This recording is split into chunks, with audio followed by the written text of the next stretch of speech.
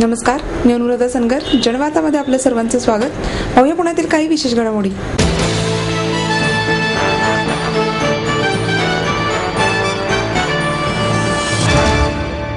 अंधश्रद्धा निर्मूलन समितीचे संस्थापक अध्यक्ष डॉक्टर नरेंद्र दाभोळकर यांच्या हत्येच्या निषेधार्थ पुणे बंद पुकारण्यात आलं. या निर्णयाला राजकीय पक्षांनीही पाठिंबा दर्शवला.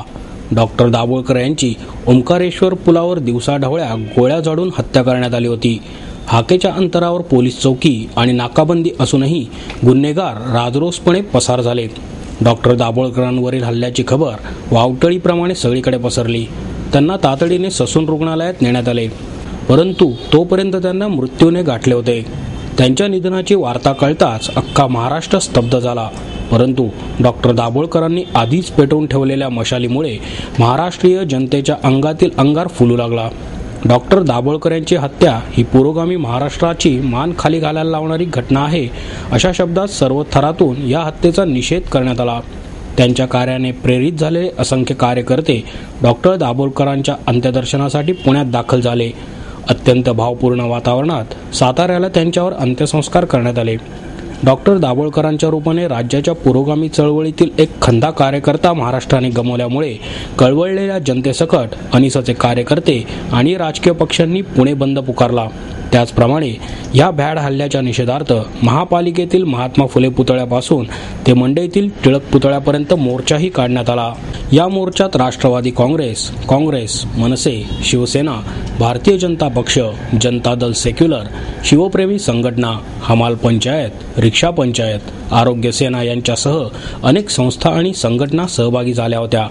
डॉक्टर दाभोळकरांच्या विवेकबुद्धीचा आवाज दाबण्याकरताच त्यांची हत्या करण्यात आली असावी. अनिष्ट प्रथा आणि जादूटोणा विरोधी विधेयक मंजूर व्हावे म्हणून ते गेली अनेक वर्षे अथक प्रयत्न करत होते. त्यामुळे त्यांच्या या झालेल्या दुर्दैवी हत्येनंतर हे विधेयक त्वरित संमत करणे हीच त्यांना आदरांजली ठरेल, अशा भावना यावेळी व्यक्त करण्यात आल्या. डॉक्टर दाभोळकर हे साधना साप्ताहिकाचे संपादकही होते. त्यांनी या साप्ताहिकाला नवीनच रूप प्रदान करून दिले होते. ते अतिशय प्रभावी वक्ते आणि उत्तम संघटक होते. सामाजिक कृतज्ञता निधी आणि महाराष्ट्र फाउंडेशनचे समन्वयक म्हणूनही ते कार्यरत होते. असे बहुआयामी व्यक्तिमत्व असलेल्या डॉक्टर दाभोळकरांच्या जाण्याने पुरोगामी चळवळीचा आवाजच जणू हरपला आहे.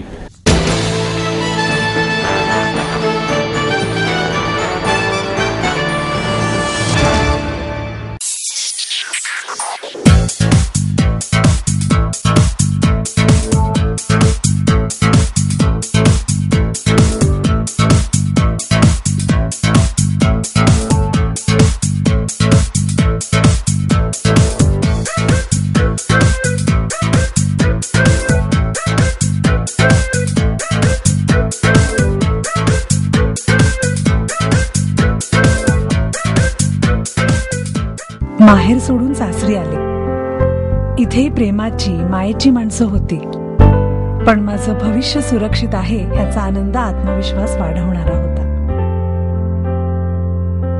समृद्ध Jeevan multistate multipurpose cooperative society limited. गुंतवणूक भावनांची, आनंद लक्षावधीचा. Samruddha Jeevan multistate multipurpose cooperative society limited.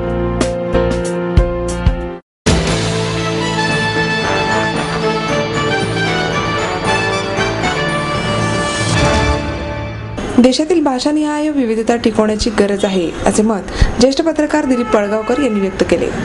Padmagandha प्रकाशनच्या वतीने सामाजिक कार्यकर्ते आणि संशोधक डॉक्टर गणेश देवी यांच्या भारतीय भाषांचे लोकसर्वेक्षण आणि महाराष्ट्र या ग्रंथाचे प्रकाशन ज्येष्ठ पत्रकार दिलीप पाडगावकर यांच्या हस्ते झाले. यावेळी ज्येष्ठ पत्रकार कुमार केतकर आणि अरुण झाकडे उपस्थित होते. दिलीप पाडगावकर म्हणाले, जगात केवळ हिंदुस्थानातच बहुभाषिक माणसे आढळतात. मात्र गेल्या काही वर्षांपासून जागतिकीकरण आणि राजकारणामुळे भाषा संस्कृतींमध्ये लोकांना विविधता नकोय. भाषिक अस्मिता राजकारणाशी जोडली गेली आहे. यामुळे तेलंगणासारखी स्वतंत्र राज्यांची मागणी होते. देशातील भाषानिहाय विविधता टिकवण्याची गरज आहे, असे मत व्यक्त करून ते पुढे म्हणाले, हिंदुस्थानसारख्या देशात शेकडो भाषा आहेत आणि त्यांची विविध वैशिष्ट्ये आहेत. डॉक्टर गणेश देवी यांच्यासारखे कार्य जगात कोणीही केलेलं नाही. ते इतिहास आणि भविष्यातील एक महत्त्वाचे काम ठरणार आहे. कुमार केतकर म्हणाले, भाषा हा मानवजातीसाठी कळीचा मुद्दा आहे. भाषेमुळे मानवी संस्कृती आणि समाज निर्माण झाला. डॉक्टर गणेश देवी यांची संपादित केलेले हे ग्रंथ हिंदुस्थानची बहुसांस्कृतिक ओळख समृद्ध करणारे आहेत असेही त्यांनी नमूद केले. डॉक्टर गणेश देवी म्हणाले, भाषेचा आधार घेऊन काही वर्षांपूर्वी अत्याधुनिक तंत्रज्ञान निर्माण करण्यात आले, त्यामुळे आर्थिक सुबत्ता आली. येत्या 200 ते 300 वर्षात तंत्रज्ञानात प्रगती करायची असेल तर भाषेचे जतन अपरिहार्य आहे असेही ते म्हणाले.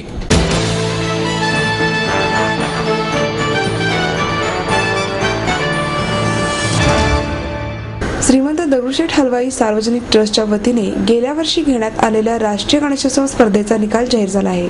साईनाथ मंडळ ट्रस्टला 51,000चे प्रथम क्रमांकाचे पारितोषिक जाहीर झाले आहे, अशी माहिती श्रीमंत दगडूशेठ हलवाई सार्वजनिक ट्रस्टचे अध्यक्ष अशोक गोडसे यांनी दिली. साईनाथ ट्रस्ट मंडळाने गेल्या वर्षी लहान मुलांवरील लैंगिक अत्याचार हा देखावा सादर केला होता. स्पर्धेत द्वितीय क्रमांक धनकवडीतील आदर्श मित्र मंडळाला मिळाला आहे. तृतीय क्रमांक अनुक्रमे भोपळे चौकातील हिंद तरुण मंडळ आणि विनायक नवयुग मंडळ यांना विभागून देण्यात आला आहे.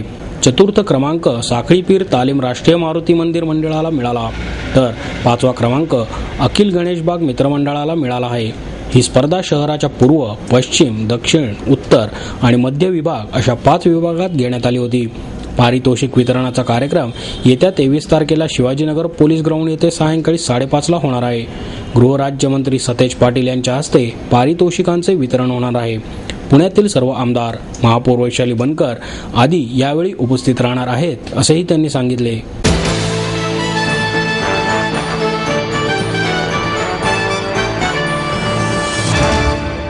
आई वडिलांनी पै जमवून मला शिकवण्याचा निर्णय घेतलेला कळत होता. माझ्या उच्च शिक्षणासाठी त्यांनी मला कायमचा आधार मिळवून दिला होता. त्यांनी स्वतःसाठी कधीच काही केलं नाही, पण माझ्यासाठी Samruddha Jeevan multistate multipurpose cooperative society limited. गुंतवणूक भावनांची, आनंद लक्षावधीचा. Samruddha Jeevan multistate multipurpose cooperative society limited.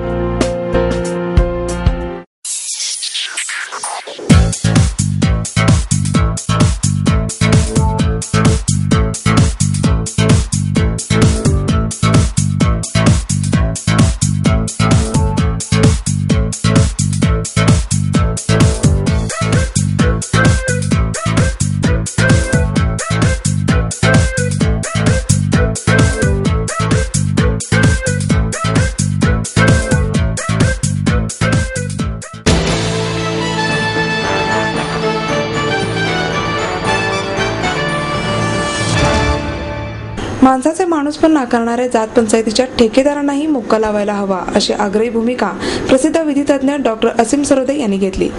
अंधश्रद्धा निर्मूलन समितीच्या वतीने राबवण्यात येत असलेल्या जात पंचायतीच्या मनमानी विरोधातील एल्गार अभियानाअंतर्गत आयोजित बहिष्कृतांचे अंतरंग या कार्यक्रमात डॉक्टर सरोदे प्रमुख वक्ते म्हणून उपस्थित होते. अध्यक्षस्थानी अनिसचे प्रधान सचिव मिलिंद देशमुख होते. ॲडव्होकेट सरोदे म्हणाले, शहरापेक्षा ग्रामीण भागात जात पंचायतीने बहिष्कृत केल्याचे अनुभव अधिक वेदनादायी असतात. स्त्रियांना जशा जात पंचायतीच्या वेदना सहन कराव्या लागतात, तसेच त्या लहान मुलांनाही सहन कराव्या लागतात. कोवळ्या आणि अजाण मनावर जात पंचायतीचे विष पेरले जाते. जात पंचायतीकडे गठ्ठा मतदान असल्यामुळे राज्यकर्तेही त्यांच्या विरोधात कारवाई करण्यास धजावत नाहीत.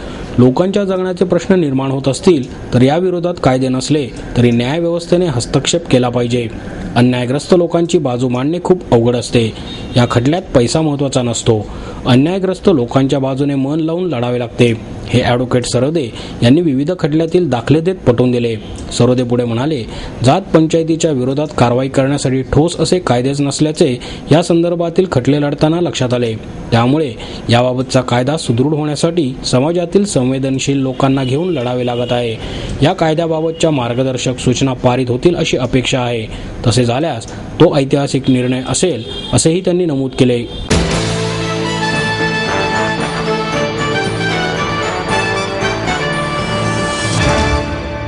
राखी पौर्णिमेनिमित्त पुणे विद्यार्थी वसतिगृहातील मुलांसाठी रक्षाबंधन या कार्यक्रमाचे आयोजन करण्यात आले.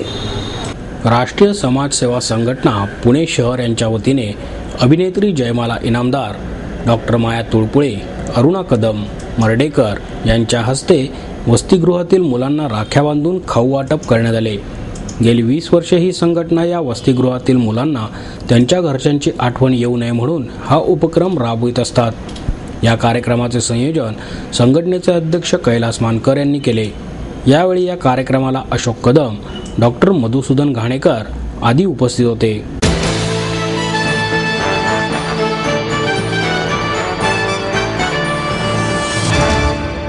आपको देता है एडमिशन के साथ अपॉइंटमेंट लेटर भी. B civil, computers, electronics, electronic and telecommunications, IT and mechanical. MA computers, electronics, IT and mechanical, diploma engineering, mechanical and computer. MBA finance, HR and marketing. BCA, BBA, MBA and MCA for engineering और साथ ही D.Pharm, B.Pharm और M.Pharm भी. Siddhant international school CBSE from nursery to 5th standard. Siddhant college. Transport एवं hostel facility. 22 एकड़ का विशाल campus. AICT Delhi और Pune university द्वारा मान्यता प्राप्त.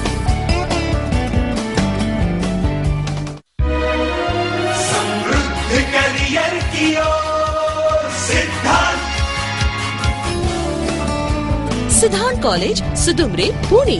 एडमिशन के लिए आज ही कॉल करें या लॉग ऑन करें.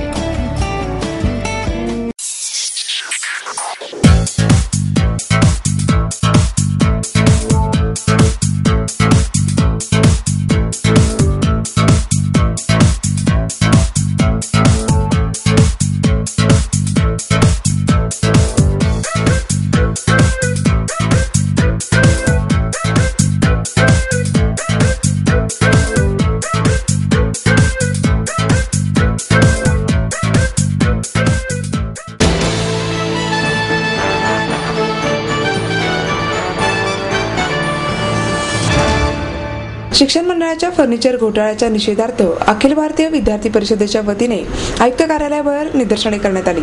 फेब्रुवारी महिन्यात मंडळाने केलेल्या 1,75,00,000ची फर्निचर खरेदी वादग्रस्त ठरली आहे. या खरेदीत गैरव्यवहार झाला असल्याचा आरोप स्वयंसेवी संस्थांनी केला आहे. त्यामुळे संबंधितांविरोधी कारवाई करण्याची मागणी अभाविपच्या कार्यकर्त्यांनी केली.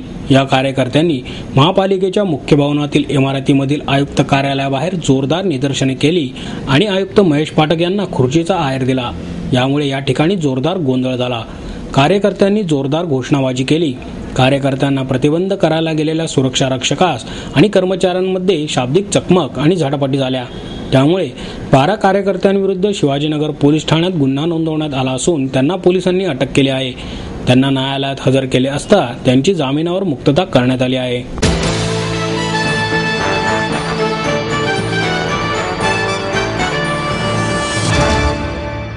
अयोध्येच्या सांस्कृतिक सीमेमध्ये संतांची 84 कोस परिक्रमा होणारच असा इशारा विश्व हिंदू परिषदेचे राष्ट्रीय मंत्री व्यंकटेश आबदेव यांनी दिला. पुण्यात आयोजित पत्रकार परिषदेत आबदेव बोलत होते. विश्व हिंदू परिषदेचे महाराष्ट्र प्रांत मंत्री बाबू नाटेकर, सहमंत्री विनायकराव करमरकर आदी या प्रसंगी उपस्थित होते. आबदेव म्हणाले, अयोध्या परिसरातील 450 चौरस किलोमीटरच्या सांस्कृतिक सीमेमध्ये 25 ऑगस्ट ते 13 सप्टेंबर या काळात देशभरातील संतांची परिक्रमा आयोजित करण्यात आली आहे. हरिद्वार येथे झालेल्या केंद्रीय मार्गदर्शक मंडळाच्या बैठकीमध्ये परिक्रमा आयोजित करण्याचा निर्णय घेण्यात आला आहे. त्यावर बंदी घालण्याच्या आदेशाला भीक घालणार नसून वाटेल ती किंमत द्यावी लागली तरी परिक्रमा पूर्ण करण्यात येईल. ही परिक्रमा ठरलेल्या वेळेत सुरू होणार असून महाराष्ट्रभर देशभरातील संत यात सहभागी होतील. उत्तर प्रदेश सरकारने त्यात बाधा आणण्याचा प्रयत्न केला तर संत मंडळी स्वतःला अटक करून घेतील. गेल्या हजारो वर्षांपासून ही परिक्रमा सुरू असून आम्ही कोणतीही वेगळी परंपरा निर्माण करत नाही. श्रीराम मंदिर उभारण्यासाठी सोरटी सोमनाथ मंदिराप्रमाणे संसदेमध्ये कायदा करावा अशी मागणीही आबदेव यांनी यावेळी केली.